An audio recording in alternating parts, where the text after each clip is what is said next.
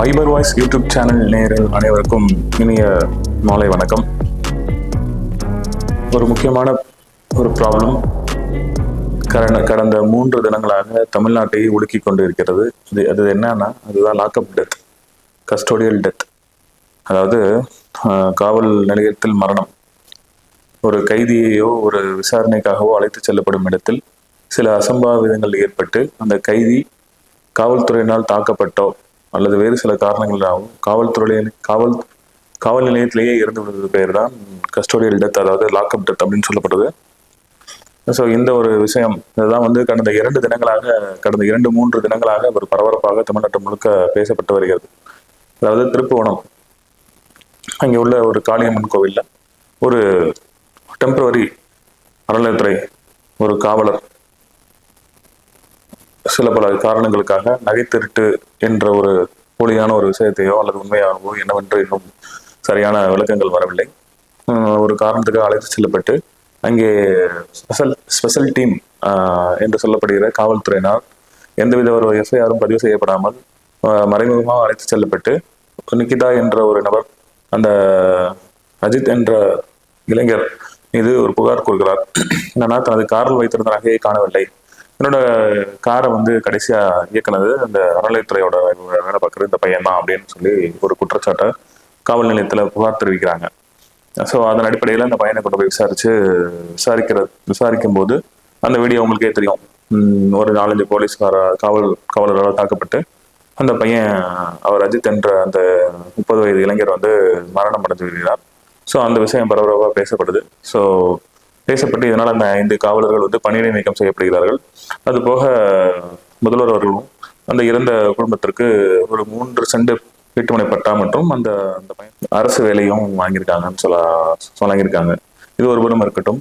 மறுபுறம் என்ன பேசுறாங்க அப்படின்னா, அந்த நிக்கிதா என்ற நபர் ஒரு மோசடி செய்பவர் அப்படின்ற மாதிரி ஒரு விஷயம் பரவிக்கொண்டு உள்ளது. என்னன்னா, அந்த நிக்கிதா அவர்கள் ஏற்கனவே பல பேரை ஏமாற்றி அதன் மூலம் வழக்கு பதியப்பட்டு அந்த வழக்கு இன்றளவும் நடைபெற்று வந்து கொண்டிருக்கிறதாக தகவல் வெளியாகி உள்ளது.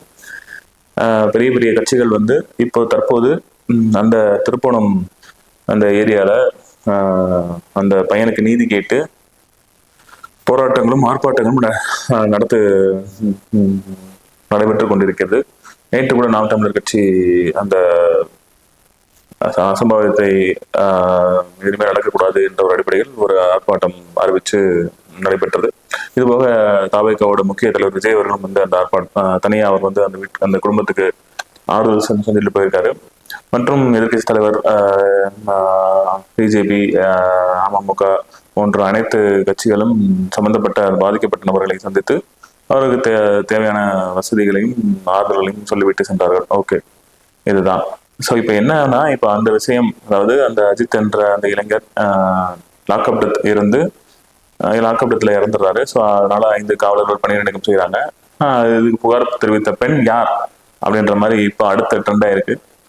புகார் தெரிவித்த அந்த நிக்கிதா என்ற நபர் யாரோட அந்த தூண்டுதலின் பெயரில் எந்த ஒரு எஃப்ஐஆரும் பதிவு செய்யப்படாமல் அந்த காவல்துறை செயல்பட்டது அப்படின்ற மாதிரி ஒரு கோணத்துல இப்போ மீடியாக்கள்லாம் திசை திருப்பி போய் கொண்டிருக்கிறது. இது ஒரு புறம் இருக்கட்டும். அப்புறம் அந்த பையனை அடிக்கும் போது வீடியோ எடுக்கப்பட்ட நபர் தனக்கு பாதுகாப்பு வேண்டும் என்று பலமுறை தெரிவித்து நேற்று அதற்கு காவல்துறையினால் அவருக்கு பாதுகாப்பு வழங்கப்பட்டுள்ளது. Right, okay. இந்த கஸ்டோடியல் டெத் நடந்ததுக்கு அப்புறம் திமுகவை சேர்ந்த 3 பேர் ஒன்றிய செயலாளர் சொல்றாங்க.